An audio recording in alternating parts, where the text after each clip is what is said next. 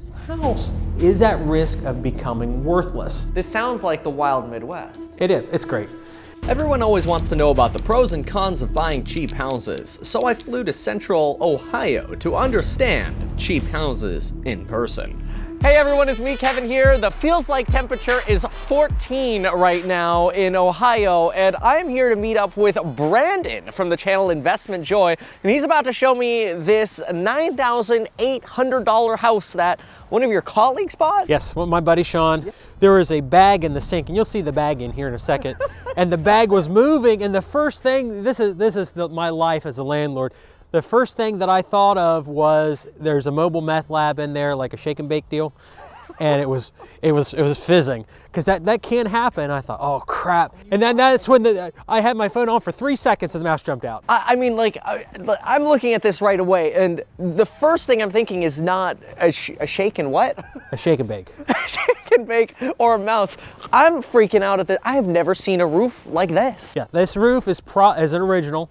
It's probably built in around 1900, so it's 119 years old right now. This roof, that's the original roof? That's original tin roof. It's like an almost partially seamless roof, and that's what they did in Ohio. My grandma has one of these roofs. This has been improperly maintained. My grandma's roof has been properly maintained. They go on and they coat it with this really thick paint. Her roof's original from like 1870 on her house. Wow. And you end up building layer upon layer of paint. It'll last forever. I mean, is this like when they say they don't build them like they used to and now they build 20-year roofs? In my opinion, well, if you do asphalt shingles here in Ohio, we actually have a mold that will eat the shingles alive. And you have to get your house power washed, your roof power washed every so often. It's a shingle-eating mold? Yes. What? We have a shingle-eating mold and we have a brick-eating mold that will actually eat the mortar out of a lot of these older houses. Oh, and then they just start disintegrating? Yes. No way. And would a house like this, this is what is this, a typical like 2-in-1? Yeah, this is a 2-in-1. Would a typical house like this be affected by both of those things? I mean, it doesn't have shingles. It doesn't have shingles, but it could be a victim by the mold. We actually had a downtown building have a partial collapse because the mortar had completely disintegrated. Mortar-eating bacteria, yes, or mold. Mold, yeah. Yeah, it's insane. It's very common for folks in pricier areas to want to invest out of the area, and this is clearly an indicator here that local knowledge is extremely important, because if you're not aware of things like this, it can cost you thousands. This is a sub $10,000 house. Now, this is not indicative of every deal that you would do in this area. This is a home run deal. If this was in really good shape, meaning these wood floors in here, they're wood painted, if you would restore them or you would do something appropriate with them, central air, things like that, this is probably in a good shape, 65, maybe 75,000. Wow, and this is picked up for 10K now. Are there like back taxes on it? Yes, there were back taxes. I think it was $9,800 plus $1,200 in back taxes. I've also found it's pretty common with these cheap houses to have a significant amount of back taxes owed to the city, though I hear these could be negotiable. Make sure to ask your local professional about your options. We have this problem, and it's much more of a problem in Ohio than it is somewhere in like California. These older people, they get these homes, they think they can take care of them, and they run into a situation where the house starts falling apart. Do they just buy these older houses cheap and then they think they're capable of fixing them up, which it does take some effort. So an elderly person might buy this thinking, oh, well, I can just do a little bit of this, that, or whatever. They move into it, and it ends up coming back on the market. Yes, but the major cost here is going to be $6K for the roof. So if you have a person that bought the house... It's actually not bad. No. No, it's not bad at all. Because it looks like a whole lot worse than 6K. Yeah, but the person that would have had this would have thought, well, I'll have the money someday. That someday never came, and they cannot afford to fix the roof. And now we're running into a problem. You can start seeing a little bit of cracks and things like that on the roof. Well, yeah, I mean, you even see moisture intrusion. Yeah. And there's moisture intrusion. The plaster on the ceiling is starting to bubble off at points. Sure. So this roof has maybe a year or two left. And then it has life left, is what you're... a little bit of life left. We're getting to this point where this house is at risk of becoming worthless. Sure. And I could take you over town and I could show you dozens of locations where a house currently sits or it has been torn down, where it only took 3 to 4 years of water infiltration from the ceiling, from the roof. It's full of mold. It is not salvageable. And you end up with squatters. You end up, I actually had a deal. It's the only time that someone threatened to kill me. They took one of these houses and they set up a trap house in there. And now define that. Yeah, trap like house. Is like booby trap, like No. from the Mummy, you know? No, a trap house is where somebody's dealing heroin out of it, and then they just turn it into a drug house, and they start having parties there, and they start selling heroin and things like that. So what happened in this situation was... People squat in this. Yes, they squat in them.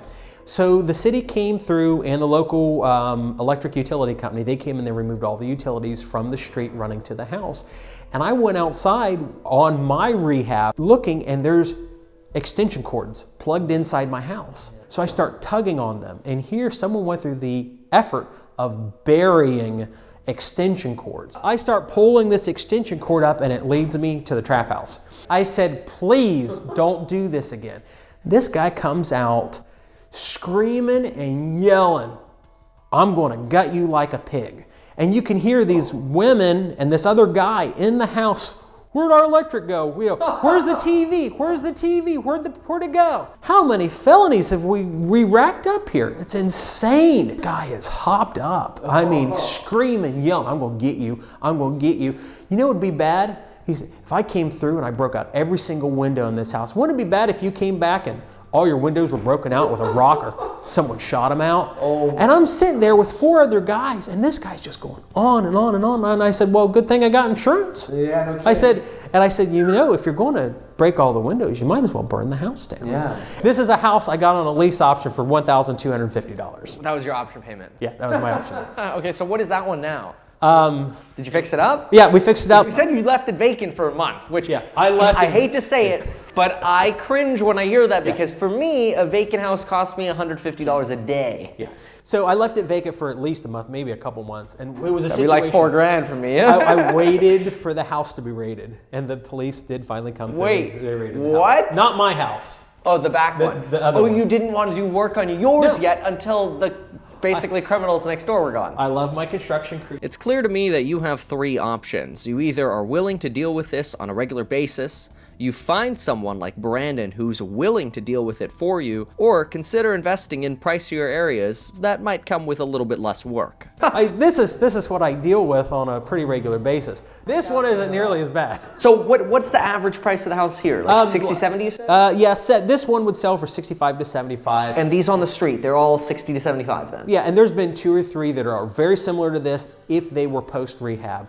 They sell for 75K. What does this rent for? If he rented it out, he could get $600 a month off of it. Wow. Now, I always like to make a distinction between flipping, vacation rentals, turnkey real estate, and renting out property long term. In my real estate investing course, I teach you methods for all of these strategies, but the most important premise is always buy quality products below market value. You can't go wrong buying properties below market value in today's dollars, where you guarantee instant equity. To learn more, consider using coupon code BRANDON24 and check out the courses down below. You'll get 24% off. Because I know you're not flipping, you're renting. I'm not flipping, these. I'm renting. You're looking to, I mean, you're very similar to I Yes. am in that case, Yeah. where you're buying these properties, fixing them up yeah. and renting them. I own probably 20 houses. Okay. In my portfolio that are very similar to this deal. I was actually going through the one, I bought a house, it was built in 1890, and it's in my opinion, it's better than this house. I paid $22 for it. Now, sometimes another problem with less expensive real estate is the very real risk that the value of the real estate ends up going to 0 as a town potentially becomes deserted. I'm just concerned that, you know, what happens if in an area like this, in the Rust Belt, more jobs leave, and you instead of having like a stagnant population like Cincinnati, you start seeing declines. Yeah, I mean it's definitely a risk, but the thing is, in my opinion, that's why I like lower priced rentals and lower, you know, these cheaper properties. Is the bottom for these kinds of places isn't much lower than it already is. Even when you go back to the 80s and you look at minimum prices, when every employer was lost, when we lost all the steel jobs, everything was gone here in Central Ohio, the prices didn't change that bad. I mean, yeah, there were some neighborhoods that became war zones, but for the most part, it wasn't that bad. Okay, so what you're saying is you look back to like the 80s and home prices, rent prices, everything, like things aren't lower now than they were then. Oh, and no. You don't think things are going to go lower, or they can't go lower. No, because like I mentioned to you in one of our conversations about the lady that I've rented to. I'm her 7th landlord. Yes. And yes. She's been there since '79. Her rent price on that place back in '79 was $200 a month. Wow. Today it's $425. Oh my God. Rent prices haven't changed that much. No. What are your concerns now regarding the existing market? Do you see a recession coming? I think that we'll see some cool off, and I think that a cool off is good. Yeah. We've got people spending just crazy amounts right now. Then we discovered a basement neither of us knew about. You mean on expensive housing, or? Repeat that? On expensive housing, or whatever? Yes. Oh my gosh, there's a basement. Oh gosh, I didn't know there was a basement. Is that normal here? You didn't even know there was a basement? No, I didn't pay any attention to it on the... That's scary. I hope nobody's living down there. So this is a root cellar. So when this house was built around 1900, you would take the root vegetables, like your potatoes, like your carrots and things like that, and you would store them down here, and it would act as a primitive refrigerator in the early 1800s. This down here would stay in almost constant 55 degrees all year long. Knob and tube? Yeah, I'm sure it's most likely been abandoned. Look at these splices, though. Very dirty words in real estate, and especially here, and we've run into multiple houses with knob and tube in the basement and whatnot, and we try to avoid it at all costs. But it's just so labor intensive to deal with. Oh yeah. It's still a good buy if somebody will come in and maintain it properly. This is where you have to ask yourself, is it worth the work, or why are you doing this? I mean, it's not truly anything to super write home about, but it's also not bad. It's fully fenced. Now, one question you always ask when you're touring real estate: how is the neighborhood? The local professionals will know. It's really not terrible, not great. I mean, do you have to collect rent with a gun? No. Okay. I don't feel that need on any of my rentals. On any of them? No, I don't need to carry a gun. You emphasize need there, I don't so need, you do. I do, but I don't need to. There's the scary neighborhoods in smaller rural areas of Ohio are a lot less scary than some of the worst neighborhoods up in Columbus, like Hilltop and Linden. Not to dig at some of the neighborhoods too bad, but yeah. A buddy of mine, well actually Sean, the guy that bought this house, he was robbed in Hilltop back for his 2nd year of real estate. One of his buddies engineered a robbery at gunpoint because he knew that Sean was picking up rent the first of the month, and he said, hey, you want to come up to my neighborhood and hang out? We haven't seen each other since high school. And Sean got robbed for $3,500. Now, by this point, I might have been missing the point, and I ask, why is it that you do this? Him and I are both at a point we're starting to try and just do fun projects. It's not passion projects. Yeah, passion projects. It's not always about making the big bucks ASAP. Okay. You know, if we can delay payments over a couple years or whatever, it might be worthwhile. This is where I think Brandon astutely picked up on some of my concerns, and so very wisely compared this property to the Detroit tours I've done. Do you feel more confident in this house than you did in your 12,000 Detroit house? Oh my gosh, yeah. Yeah, Detroit, and just the amount of fires over there. Yeah. You don't get that as much here. Oh no. I mean, we have insurance jobs every so often. Insurance jobs? Yeah, people burn them down for insurance money. Yeah. That happens. I mean, I've seen a few of those. I suspect a real estate broker of doing a couple of them on his rentals. Back to the house itself, I wanted to compare what Brandon might do in terms of renovations compared to what I might do. So we checked out the bathroom. It's not too bad of a bathroom either, in my opinion. I mean, it's not California nice, but yeah, and there's some roof damage or ceiling damage in there. What do you think they would, like, I mean, I could fix this tub up, this fiberglass, I could put some new hardware on it, maybe paint a cabinet, but I imagine at this price range, you wouldn't even paint the cabinet. You wouldn't need to. You would just screw some light bulbs in and call it a day. Well, you'd probably replace that light bar up there. You might replace the medicine cabinet. Those are things that I would do as a typical, but you would leave the vanity. I would leave the vanity, and I'd hire somebody to come in and recaulk the tub. And like polish it up. Yeah, a little polish bit. it up. There needs to be some trim around the bathtub there. I mean, you could do all that stuff for $150. Yeah, I mean, it's not that much. It's going to provide some value to the new. And I might put a door in here. I hope so. I might do that investment. Now, when I asked if there were a lot of opportunities around, he surprisingly said yes. And because there's just not a lot of people out here beating the streets. Like I said on my video, Sean got this because he still handwrites letters to sellers every single day. He's willing to meet them at the coffee shop, and he works hard to get deals. And if you can kind of systemize and come up with a way to do that, I mean, I think you can kind of rule the world if you so desire. So there's no shortage of opportunities, in other words, and if you want the cash flow, here's maybe the way to get that cash flow. Now, another thing that can drive values are jobs. What about jobs in this area? And they are now manufacturing, from my understanding, the vast majority of toilet paper, paper napkins, paper towels in Central Ohio, and selling them nationwide. So what is this up here? I see this plant. They manufacture paper. That's a company called Pixel. Oh, that is another paper. Okay. But it's white paper. It's like notebook paper. Like not toilet paper. It's a. I think I want to go back in. That's right. Or let's go around the side over here. Wow. They manufacture notebook paper. Ooh, it's not better over here. So $9,800 plus the $1,200 plus 10. He's into it for about $21K on something like this. Yep. So if somebody had $21,000 and they had a connection like Sean, you know, maybe they threw Sean a few $1,000s to help him get the deal or whatever, they could have control of a property like this. I should close the door. It's like California here. Just leave the door open.